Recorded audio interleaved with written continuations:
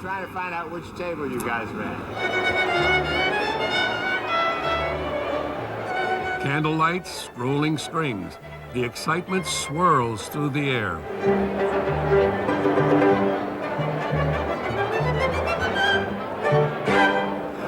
Only in America.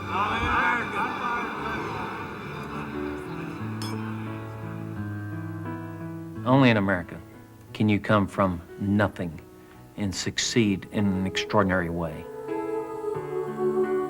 Patrick Kelly was given up by his mother when he was 5 years old. He grew up at the Virginia Home for Boys. When I was 14 years of age, this taxi driver pulls up and says, "Is there a kid here named Pat Kelly?" And I said, "Yeah, that's me." He said, "Hi, I'm your father." I saw him only one other time before he died. When my mother was pregnant with me, my father deserted our family. I was the youngest boy ever admitted to this home, going back almost 100 years. So I still today hold the record of a boy who lived here the longest. Pat flunked his first year of college, was drafted, and sent to Vietnam. It turned out to be a great opportunity. The Army quickly tapped Pat's extraordinary abilities by giving him significant responsibility. I grew up real quick. I came back, went through a 4-year program. In 2.5 years, I graduated on the dean's list at the same school that had kicked me out. I had to beg the dean to give me a chance. Just give me 6 months, and if I don't do it, throw me out. And I finished in 2.5 years. Today, Pat's company is the largest of its kind in the country. He's never forgotten the place he grew up. When I stood for this award, I wanted to do it for the 20,000 boys who've come through this Virginia Home for Boys, and the 20,000 more who will. Going to college, right? Yes. Good man. Good man. See y'all. Someday when they see that statue and that medal, one kid is going to walk by there and say, "If that ugly kid can do it, so can I." Just give them the vision that they can succeed, and just get out of their way. Wow. Only in America could someone like me, who spent 13 years in an orphanage, find myself standing here before you to receive this great honor. I was 5 years old when I came to the Virginia Home for Boys, and I was the youngest boy who lived there. It wasn't until I was 16 that I got my first shirt and pants that weren't hand-me-downs. Like all of the boys, I felt deserted and abandoned. Fortunately, I had 4 extraordinary mentors in my life. They were the loving guardians of the home. First, there was Pop Woods and Mrs. Woods, and then later, Bill and Jackie Hazelgrove. They took me under their wing, and in my eyes, they were my parents.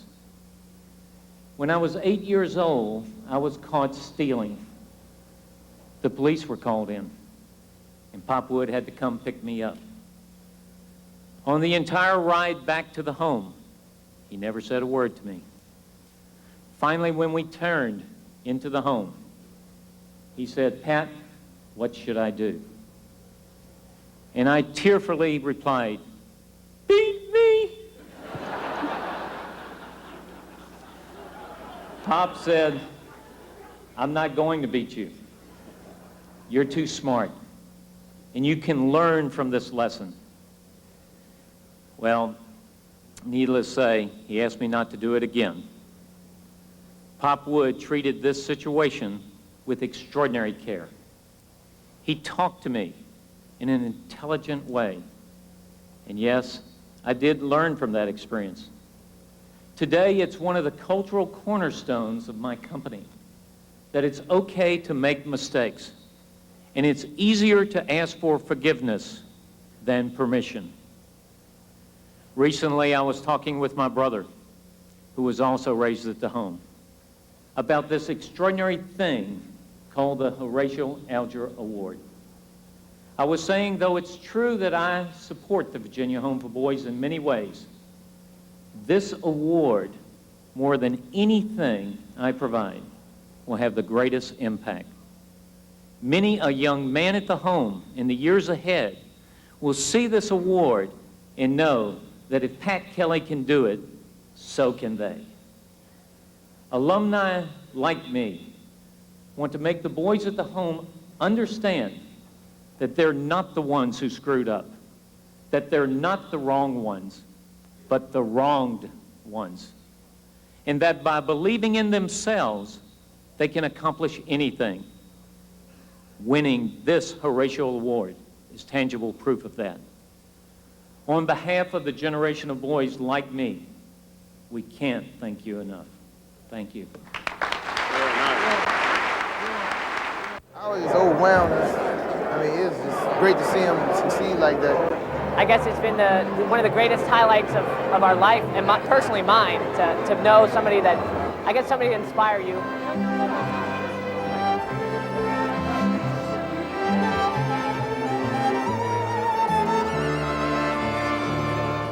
During the inaugural dinner, scholars and members sit down together for the first time.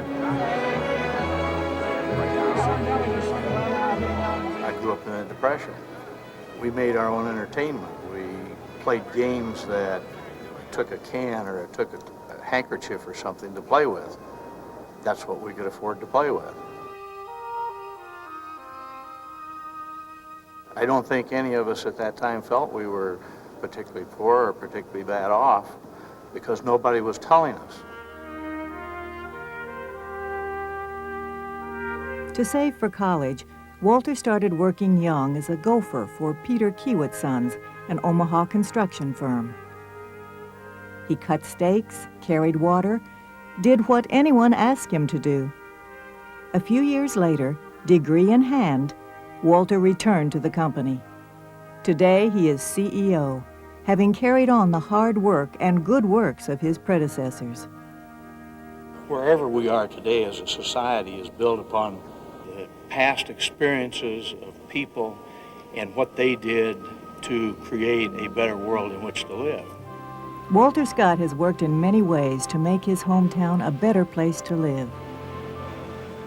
His most important project is the zoo, where his concern for youth, community development, and education come together. The zoo was nothing 30 years ago. I mean, it was about 3 cages, and a couple of animals. And he tackled that, doing the job right. Whatever you give goes a lot further and lasts a lot longer if you can teach or help a young person to be a good citizen. He does dozens of things, never looks for credit for them. That's just the kind of fellow he is. Sometimes I think he's got a special clock that has more than 24 hours on it. Give something back to your community. Don't be a taker, be a giver. I felt that the world had enough takers already. You know, considering the caliber of people who've been selected for the Horatio Alger Award, this is a great honor. Getting to the point in life where you're presented with this type of award is part luck and hard work. I was lucky. I was lucky to be born in the United States of America, which has produced more Horatio Alger stories than any other country.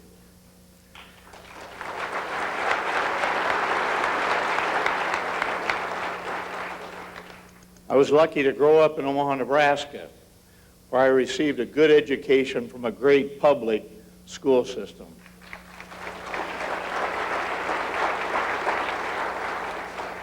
I was lucky that I had parents who thought work was important, and fortunate they made sure that I had the opportunity to have that experience early in life. I was lucky to have Peter Kiewit as a mentor. He was a unique individual with unique views on business. The most important thing he taught me that was in our business, we were really in the business of developing people, and how well we performed that task would determine our success. Perhaps because of this, I have always had a very special interest in causes which help young people to become good citizens or help them to get an education. because how well we perform that task will determine the future of our country. I find it ironic that so many young people believe that all the good opportunities were in the past, because I happen to believe they're in the future. I think there are greater opportunities for success in the future than my generation had, but only if the young people prepare themselves beginning with a good education. The young people receiving scholarships through the Horatio Alger Association have been given a great opportunity to take their lives in a positive direction. I'm hopeful and confident that they will grab that opportunity, and I'm hopeful we'll find on this stage several decades from now them accepting their own Horatio Alger Awards. Thank you very much for this recognition and for your investment in these young people.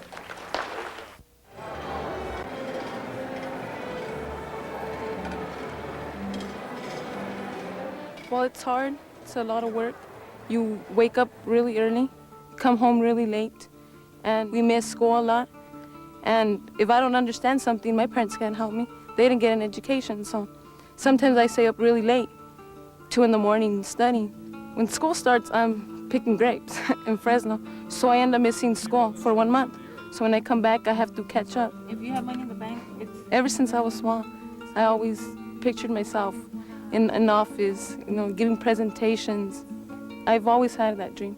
And now, with the scholarship, my dream is now a reality. I just want to come back and give something back to my community. I want to help my parents. I want them to stop working.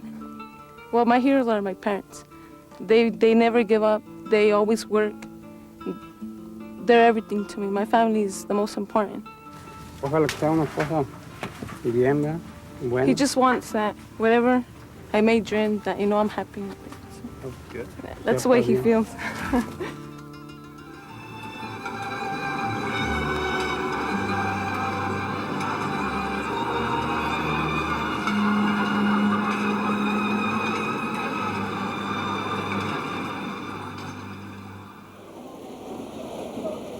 The thrill of last evening is now a memory.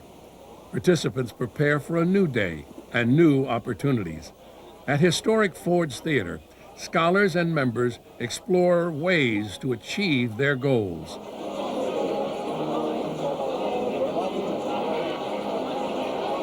Remember, young people, you do have a chance, and the thing to remember, these folks want to answer your questions, but more than that, be prepared to let them ask you questions back, because you have a great deal to teach us. My question is for Mr. Cantu. In your biography, I read about your transfer from an all-Spanish-speaking school to an all-English-speaking school.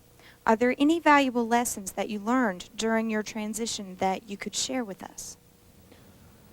Well, my first reaction was frankly one of discouragement. What I learned in the process was that a challenge was an opportunity, and with the encouragement of my parents, I stuck it out.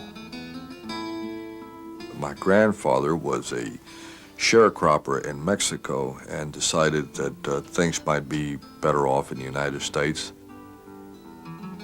He was farming. He died when my father was around the 3rd grade or so. Dad came from very humble beginnings, very humble.